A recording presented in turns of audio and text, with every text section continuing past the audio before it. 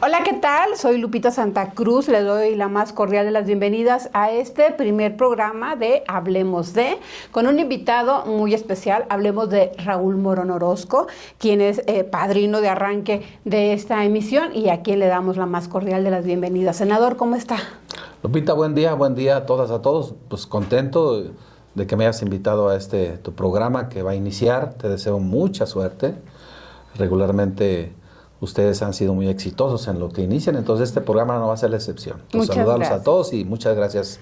Y aquí estoy con todo gusto. Gracias, mandamos un saludo para toda la gente que nos escucha. Profe, le comento en Lázaro Cárdenas, la región de Apatzingán, de Uruapan, de Pátzcuaro, de Ciudad Hidalgo, obviamente de aquí de Morelia, gran parte del estado, gracias a todas las estaciones hermanas de grupos radiofónicos de Michoacán. Gracias por estar con nosotros. La primera pregunta que yo le formularía es desde su propia definición, ¿quién es Raúl Morón? Pues yo soy un hombre de convicciones. Durante mi vida he enfrentado muchas cosas complejas a veces, otras no tanto, pero la verdad es que hay una orientación y una línea política que yo he seguido que me precio de ser congruente en ella, independientemente de que nos vaya bien o nos vaya mal, así es la política.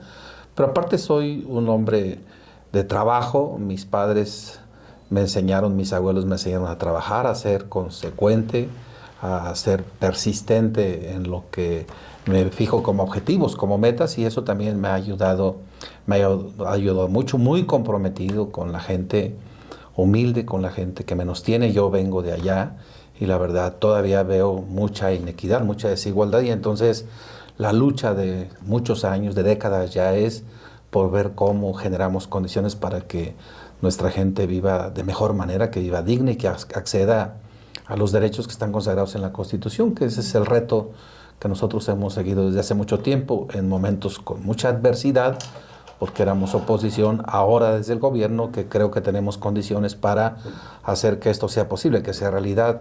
Ese es Raúl Morón, y vamos a seguir luchando porque haya mejores condiciones de vida para todos, y porque haya más libertades democráticas, que la gente viva tranquila, serena, contenta, feliz, pero también que viva clara de que las definiciones que se tomen, o en las definiciones que se tomen para el rumbo de un país, de un estado, de un municipio, de un sindicato, de una organización social, de un grupo de amigos, pues todos y todos podamos externar con libertad nuestros puntos de vista. A días de que nuevamente sea usted senador de la República en esta segunda ocasión, ¿cuáles serían los retos? Bueno, hay una serie de propuestas que el presidente de la República hizo públicas el 5 de febrero. Estamos en un momento espectacular del país porque está un proceso de transformación muy importante, un cambio de fondo, un cambio profundo, y creo que esto hay que fortalecerlo mucho. Y la agenda política planteada tanto por el presidente el 5 de febrero como por la doctora Claudia el 1 de marzo, pero es una agenda muy completa que hay que empujarla. Este primer periodo legislativo, septiembre, octubre, noviembre y diciembre, va a ser de mucha intensidad, y aparte pues obviamente tenemos nosotros que recoger todas las expectativas que la gente de los diferentes sectores de Michoacán tiene. Nosotros somos representantes de Michoacán, de las michoacanas y michoacanos, y también tenemos que convertirla, algunas en iniciativas de ley y otras en acciones de gobierno, y empujar que estas acciones desde el gobierno federal se apoyen para que a Michoacán pueda irnos mejor. Ese es el reto que tenemos y en eso estamos comprometidos, con esta transformación profunda del país. Si nos pudiera platicar un poquito, senador, de estas reformas, ¿de qué se tratan? Sí, por cierto, las 18 reformas planteadas por el presidente, de las 20 que presentó, 18 son constitucionales, 17 ya tienen el dictamen de la Comisión de Puntos Constitucionales. Falta nada más la reforma al Poder Judicial, que entiendo el próximo lunes empiezan ya la discusión y el debate interno, después de haber realizado foros en todo el país y muchos eventos de todo tipo, y también obviamente la oposición con una posición también que fija de manera muy precisa. Pero independientemente de ello, porque el 2 de junio las mexicanas y los mexicanos nos dieron mayoría, ya mayoría calificada, que ya está esto determinado por el INE, y seguramente lo va a ratificar el Tribunal Federal Electoral, bueno, pues nosotros vamos a avanzar con esas reformas. La más polémica es la reforma del Poder Judicial, que tiene que ver, el kit fundamental, la parte más importante es la elección de jueces, ministros y magistrados por elección popular. O sea, hay un debate importante, hay incluso actores externos que están tratando de incidir en la voluntad de los legisladores, pero no van a lograrlo. El pueblo de México ya definió el 2 de junio, nos dio mayoría calificada, y cuando andábamos en campaña dijimos que íbamos a ir por esa reforma. Entonces, para la reforma vamos a ir por esa reforma que es fundamental para que la impartición de justicia sea pronta, expedita y para que tengamos certeza y gratuita, que no se ocupe dinero para poder acceder a la justicia en este país. Ese es un elemento. Hay, obviamente, lo que tiene que ver con derechos de los trabajadores, las reformas a la ley del ISSSTE, de la reforma del 2007 de Felipe Calderón, donde se constituyen las AFORES, y es a partir de esas AFORES que se jubila a los trabajadores y trabajadoras. Vamos a regresar al régimen pasado, al régimen solidario, donde los trabajadores se jubilan a los 30 años, las trabajadoras a los 28, con el 100% de sus salarios. Porque ahora se jubilaban entre el 30 y el 50, 60% del salario, hasta que alcanzara la AFORE o el ahorro del trabajador los años que alcanzara, y después ya no había jubilación. Entonces, reforma a la ley de pensiones y jubilaciones es algo también fundamental. Y lo que tiene que ver con educación, pues es el UCICAM, que es una figura, una ley que la verdad ha generado un desorden absoluto, ha violentado derechos laborales de los trabajadores, no ha garantizado el reconocimiento de los trabajadores, y eso hay que cambiarlo. Ya la doctora Claudia ha sido muy enfática, eso va para afuera, y hay que construir una nueva ley con la opinión de las y los trabajadores para poder hacer que la profesionalización y la revalorización de los trabajadores sea una realidad y que participen ellos en su construcción, que este es un hecho. Te pongo un ejemplo. Aquí en Michoacán hay trabajadores federales, trabajadores estatales. Los trabajadores estatales no tienen ninguna posibilidad de acceder a ninguna promoción, ningún cambio, ningún ascenso, porque el UCICAM no los contempla. Entonces, no puede haber trabajadores de primera y de segunda a estas alturas, y se trata obviamente de reconocimiento de los derechos laborales de todos los trabajadores y a tasarlos a todos por igual. Y aprovecho para decirles a los trabajadores del Poder Judicial que los derechos laborales de ellos están total y plenamente garantizados. Tienen derecho a la movilización, que sigan haciéndolo, eso no tiene problema, pero que ellos sepan y que la sociedad sepa que los derechos de los trabajadores están totalmente garantizados. En ese sentido, sí le quisiera preguntar dos cosas que se escuchan entre la población y que es importante que teniéndolo ahorita aquí en el micrófono nos ayude usted a precisar si es mentira o es falso, porque ya sabe que hay muchos rumores luego. Una es, la gente habla respecto a un riesgo de que los nuevos jueces del Poder Judicial no tengan el perfil indicado para poder juzgar. ¿Qué nos puede decir al respecto? Porque ustedes son los que van a encargarse de ello. Ninguna posibilidad de ello, porque la idoneidad para el puesto es toda la reglamentación que existe ahora, se conserva tal cual, incluso hasta se fortalece un poco para que todos los juzgadores tengan perfil adecuado, suficiente, y no tengan ninguna dificultad para ser juzgadores. Pero déjame decirte un asunto que pasa en Alemania. En Alemania, en las provincias, que son similar a los estados acá del país, se eligen 3 jueces. Uno de ellos tiene carrera judicial.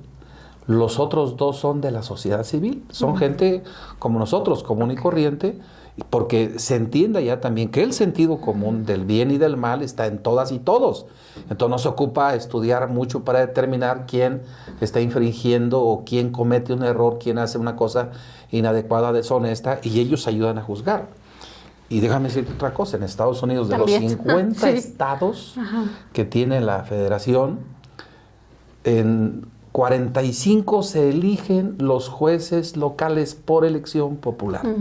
Por eso el embajador no tiene justificación para meterse, primero entrometerse en asuntos que tienen que ver con el país.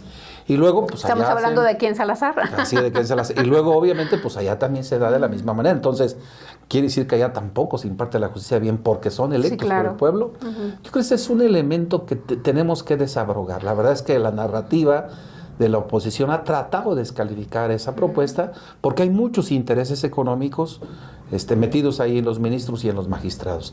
Y yo te digo, porque conozco muchos jueces que son excelentes personas y que nosotros aquí en Michoacán y a nivel nacional vamos a ver que estos que ya están ahí y que han jugado un papel fundamental y que están muy claros de lo que se necesita, puedan ser propuestos para que puedan ser electos en el proceso del 2025. Muy bien, profesor. El otro tema tendría que ver con las afores, que luego también se sueltan rumores de que se quitarían las afores, lo ahorrado ya. ¿Qué nos puede decir al respecto? No, ninguna dificultad. Lo que ya está dado, no hay ninguna ley que sea retroactiva. Entonces, lo que ya está hasta ahorita y casi 6 billones de pesos que tienen las afores, que la verdad son negocios de los banqueros, que usufructúan ellos el trabajo, el esfuerzo que hacen los trabajadores, en vez de que sean recursos que se utilicen para incrementar el monto de la jubilación de los trabajadores o prestaciones de todo tipo, no lo hacen. Entonces, pero todo eso está hecho ya. La reforma de Cedillo del 97 y la de Calderón del 2007, pues no hay leyes retroactivas. Lo que vamos a hacer es de aquí para adelante. Okay. Entonces, eso queda, eso persiste, pero de aquí en adelante el planteamiento es que haya un régimen solidario para jubilarse y pensionarse y que el trabajador pueda acceder, cuando cumpla 30 años de servicio el trabajador y la trabajadora 28, a que se jubile con el 100%. Oiga, ya, profe, yo ya ando rondando los 30 años. Qué pues bueno, ya, ¿verdad? ¿A los 28 las mujeres? Tengo 30 años de trabajar en medios de comunicación, pero no de cotizar, así que estamos en eso. Bueno. Oiga, senador electo, yo le preguntaría, Michoacán, ¿qué significa para usted? No, aquí el trabajo, aquí nací, yo quiero mucho a mi estado. Veníamos platicando ahorita que tenemos la fortuna de estar en otros estados de la República y en otros países, y es serio que Michoacán es excepcional. Tiene una diversidad cultural enorme, hay tradiciones, hay cultura, hay recursos naturales, hay una riqueza inconmensurable en Michoacán. Hemos tenido mala fortuna porque nos hemos peleado mucho, pero yo creo que tenemos que encontrar la manera de unificarnos las michoacanas y los michoacanos y hacer que Michoacán detone su desarrollo como debe hacerlo. Entonces, pues Michoacán es muy querido por todos, por mí también, y yo estoy muy comprometido con lo que pasa en Michoacán, y lo que vamos a hacer en el Senado tiene que ver, sí, con estas leyes que son el andamiaje jurídico de un nuevo régimen político, que esto es importante destacarlo, porque luego cuando hay cambios en los gobiernos, uno piensa que hay expectativas grandes y finalmente vienen haciendo lo mismo. Estamos en un proceso importante, el cambio es profundo, por eso estas reformas hay que hacerlas y hay que ver que el rol que juegan los representantes populares y los ejecutivos de todos los niveles sea un rol totalmente diferente al que jugaban antes en el viejo régimen. Esa es la apuesta y es de mayor compromiso, de mayor cercanía con la gente, de resolver los problemas de la gente, de tener empatía con la gente, de estar al mismo nivel de la gente, de tomar en cuenta la opinión de la gente. O sea, es un perfil que tiene que ser totalmente diferente al del viejo régimen, sin tanta parafernalia, sin muchas cosas que ahora se dan y que tenemos que acceder a eso. Entonces, Michoacán merece lo mejor y la verdad es que hay que construirlo poco a poco, pero con mucha solidez, con mucha certidumbre. ¿Cómo ve usted actualmente Michoacán? Me refiero a los conflictos que hay. En las últimas semanas hemos tenido situaciones de inseguridad fuertes, de extorsión. ¿Cómo lo ve actualmente usted con esta visión ya de senador electo? No, yo creo que un problema muy grave en Michoacán y en el país es el tema de la inseguridad. Pero hablando de Michoacán, a mí me parece que es importante tomar decisiones desde los 3 niveles de gobierno para que estos elementos que hay, que son la extorsión, son el cobro de piso, son el secuestro y más cosas, no se den. No puede pasar eso. O sea, la gente tiene que estar tranquila, tiene que estar serena. El Estado se entiende, el Estado, hablando en general del Estado, de los estados se entiende, o de los gobiernos estatales se entiende, los gobiernos de los estados nacionales. Y la primera tarea que tienen es garantizar la seguridad de sus habitantes. Por eso se justifica la creación de los estados nacionales. Entonces, obviamente, aquí estamos fallando y tenemos que ser capaces de generar que haya estabilidad, que haya serenidad, que haya paz, que haya gobernabilidad, gobernanza, para que la gente viva con calma, tranquila, que pueda disfrutar en libertad de todo lo que este Estado tiene y este país tiene. Entonces, Yo tengo mucha confianza en que la doctora Claudia va a hacer posible esto que estamos platicando.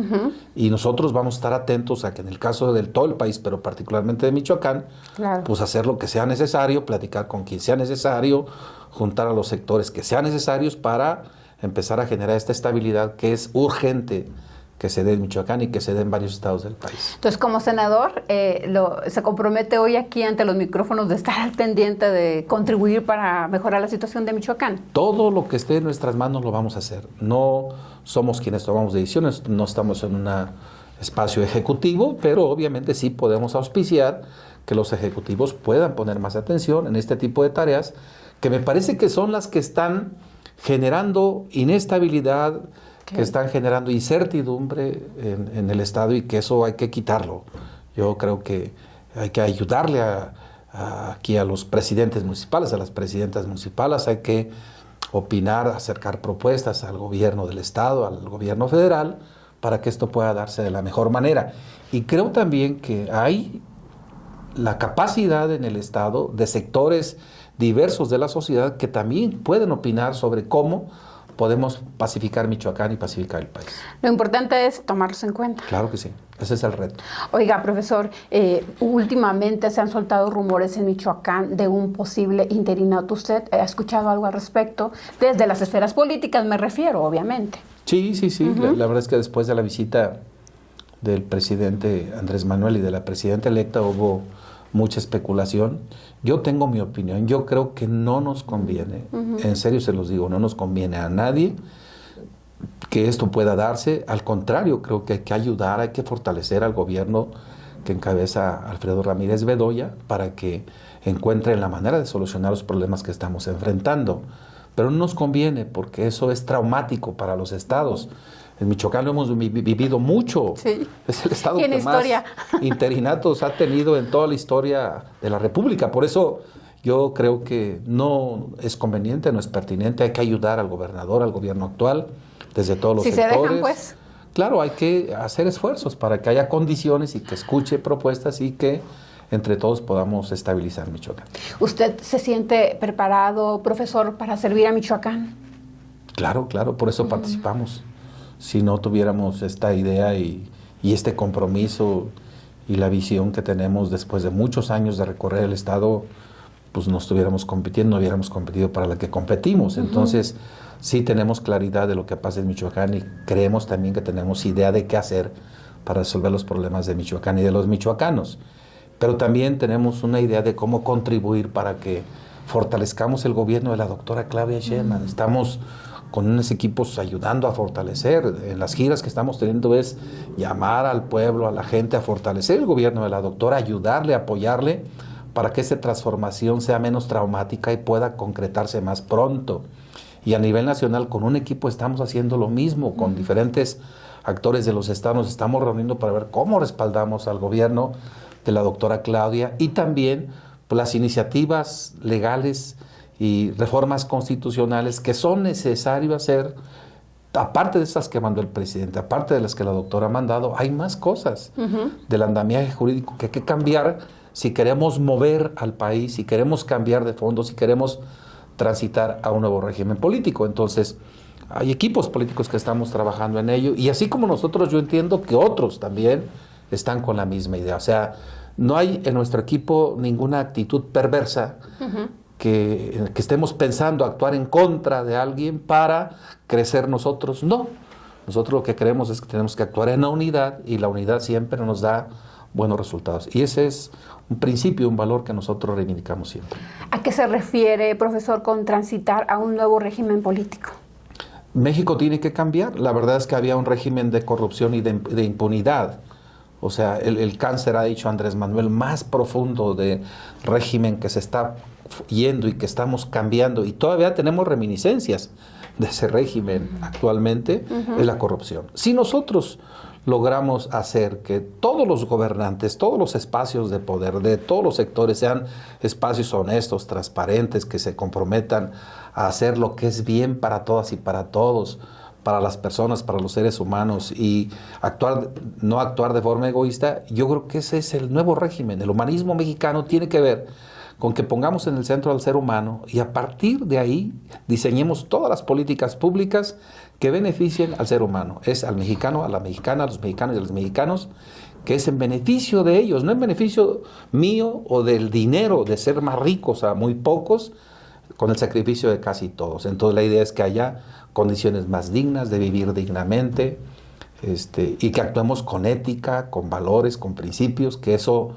los que somos representantes tenemos que inaugurar en este cambio que estamos construyendo, un nuevo perfil de funcionarios, de funcionarias, de representantes populares.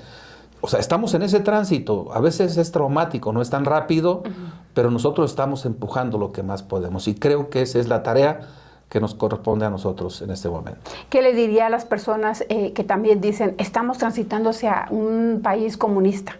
No, en absoluto, no. Nosotros somos demócratas, defendemos libertades democráticas, desde joven como estudiante, luego como profesor. He luchado a favor de la democracia. ¿Dónde nació usted, profesor? ¿En Ecuandureo? Si No, mal no recuerdo. Chucándiro. Perdón, Chucándiro. Oiga, profesor, cuando yo llegué a Morelia, que no soy de Morelia, de los primeros luchadores sociales de izquierda que recuerdo haber conocido es usted, que yo era reportera, y preguntaba, en la mañana que estaba preparando la entrevista, me preguntaba, ¿usted se imaginó alguna vez que iban a llegar a gobernar el país desde la izquierda? No, absolutamente. Era como imposible, ¿verdad? No, nunca pensamos, porque el régimen era muy poderoso. Ajá. Era una dictadura perfecta. Sí. O sea, aparentaba democracia, pero obviamente actuaba de otra manera. Precisamente en eso está enmarcado esta decisión que ha tomado el presidente y nosotros acompañamos de eliminar todos los órganos autónomos. Ajá. O sea, el régimen pasado creó los órganos autónomos. Ajá. ¿Para qué los creó? Es como una fachada que ellos tenían para decirles que tomaban en cuenta a la gente, que actuaban con autonomía. La verdad es que todos los integrantes de los órganos autónomos los nombraban ellos. Todos, absolutamente. ¿Era como para colocar empleos? Pues no sé para qué era. Eran funciones que tenían las instituciones. La Comisión Reguladora de Energía la tenía Pemex y la Comisión Federal de Electricidad. O sea, allá tienen estas tareas que yo no entiendo para qué plantearon este asunto de los órganos autónomos.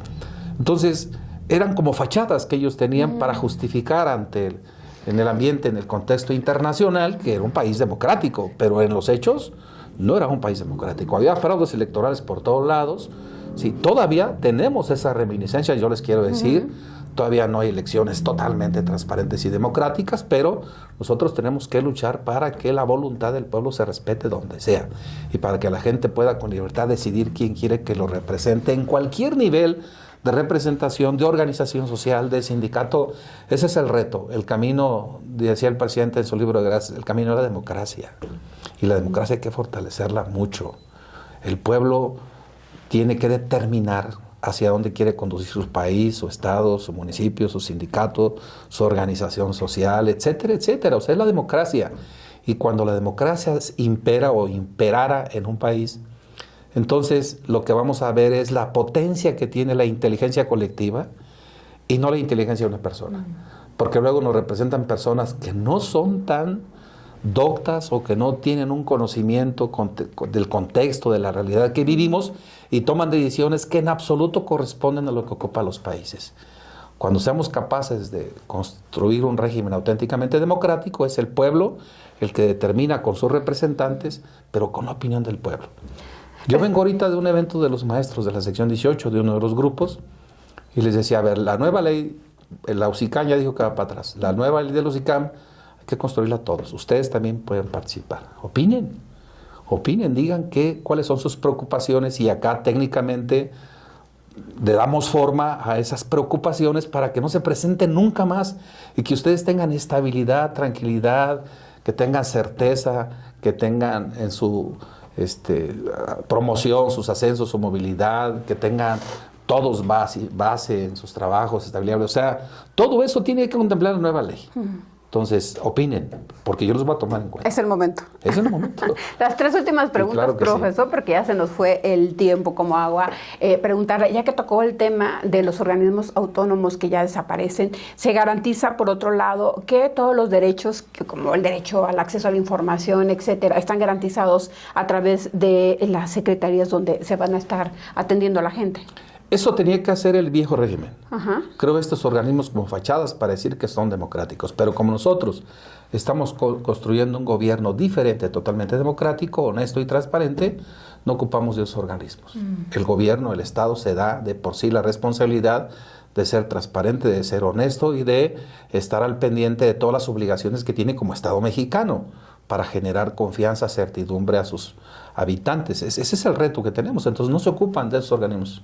Había uno que regulaba el tema de educación que ni sé qué hizo nunca, pero nunca, que sustituyó al Instituto Nacional de Evaluación Educativa. O sea, que fue la ley que impulsó Peña Nieto del 12 al 18, que tampoco tuvo así una actuación fundamental que se notara, que fuera trascendental en el sistema educativo nacional. Entonces la Secretaría de Educación tiene que darse sus formas para que desde sus funcionarios pueda evaluarse el modelo educativo, pueda fortalecerse, pueda darle seguimiento a programas, etcétera, etcétera, puedan innovar dentro de la educación. No se ocupan de organismos autónomos, entre comillas, porque nunca fueron autónomos. Lo que ocupaban eran, o se gastaban mucha lana ahí con ellos, y ahora todo eso se concentra en las instituciones para que ellos cumplan con su responsabilidad. Senador electo Raúl Morón, ¿cómo te gustaría trascender en la historia? ¿Cómo te gustaría que te recordaran ya al paso de los años? Ya algunos me recuerdan de alguna manera u otra. Porque bueno, ya ha hecho usted historia, obviamente, sí, pero todavía sigue usted vigente. Yo he tratado de ser una gente congruente con lo que digo y con lo que hago. He tratado de ser honesto, transparente en los espacios de representación que he estado. Doy siempre todo lo que tengo, mi mayor esfuerzo, mi capacidad, mi inteligencia en los lugares donde llego. El Senado lo hice la vez pasada, lo voy a hacer esta vez. Entonces yo quiero que me recuerden como un hombre congruente, con una línea política única, que no ando para todos lados. Así me va bien, a veces mal, pero eso me enseñaron. La política no es difícil. La política tiene una ruta muy clara. Nos dificultamos la política cuando queremos buscarle vericuetos y queremos eludir algunas responsabilidades que se tienen cuando uno es político. Pero la política es muy noble, entonces el noble trabajo de la política tiene que ver con ser o tener una línea con la que nos conduzcamos y que esa nos sirva de guía en toda la vida. O sea, en toda la vida, nos vaya bien o nos vaya mal. Yo soy de izquierda, yo estoy comprometido con la democracia, yo estoy comprometido con que este país cambie y no voy a cambiar mi manera de pensar. ¿Se siente satisfecho con lo que ha hecho hasta ahora? Sí, la verdad he estado en espacios, desde estudiante fui dirigente de la Sociedad de Alumnos, 3 años en la normal, un año, los 4 años jefe de grupo, luego fui dirigente magisterial, ahí la verdad yo me siento contento con lo que en ese momento hicimos, que a veces no tiene que ver con la capacidad del dirigente, sino con la unidad que existía, como estábamos todos unidos, pues la unidad siempre te da garantía de lograr los objetivos que tienes. Fui dirigente de un partido político, el PRD, ganamos por primera vez en Michoacán, y la verdad pues, se siente uno contento cuando construye victorias. También he tenido derrotas, que también esas hay que aprender de ellas, pero aparte aceptar con dignidad que perdimos y reconocer el esfuerzo que hicieron nuestros adversarios. Y ahora, digo, tenemos un presidente de la República que no nos imaginamos tener, y tenemos una primera mujer presidenta en México que tampoco nos imaginamos tener. Y yo tengo, la verdad les digo, muchas expectativas en que va a ser una excelente presidenta de la República y vamos a ayudar para que eso se dé. Entonces, yo quiero que me recuerden como un hombre honesto, trabajador, congruente. No más eso. Pues es mucho, profe, pero bueno, creo que va por muy buen camino. La última pregunta sería, ¿le gustaría algún día gobernar Michoacán? No, claro que sí. Ya hicimos un esfuerzo en el 21, las circunstancias ustedes las conocen.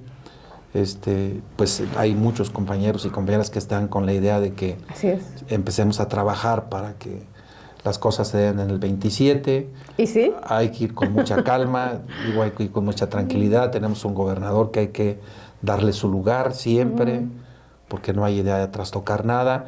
Y en su momento, pues claro que hay que intensificar más el trabajo para ver si las michoacanas y los michoacanos creen que nosotros podemos estar al frente. Y si esto fuera así, yo obviamente encantado. Y la misma circunstancia que en los otros espacios, como presidente de Morelia, como senador, como diputado, toda mi capacidad y todo mi esfuerzo, y con la idea de que la unidad de las michoacanas y michoacanos sea el concepto fundamental para poder resolver los problemas que aún tendríamos y para poder lograr que Michoacán se desarrolle y que todos vivamos tranquilos. ¿Un mensaje final que nos quiera dirigir, senador? No, pues agradecerle mucho, Lupita, desearle mucha suerte en este programa.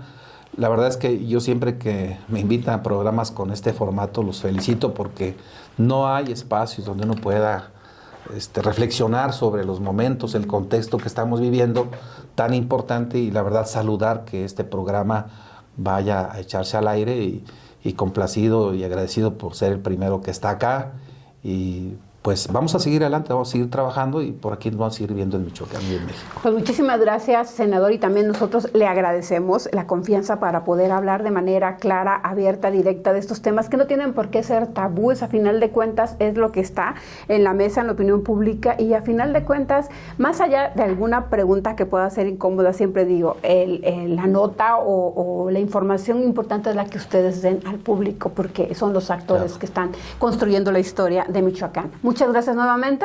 Gracias, Lupita. Y saludos gracias a todas, a todos. Y gracias a usted por habernos concedido el favor de su atención. Hasta la próxima. ¿Listo?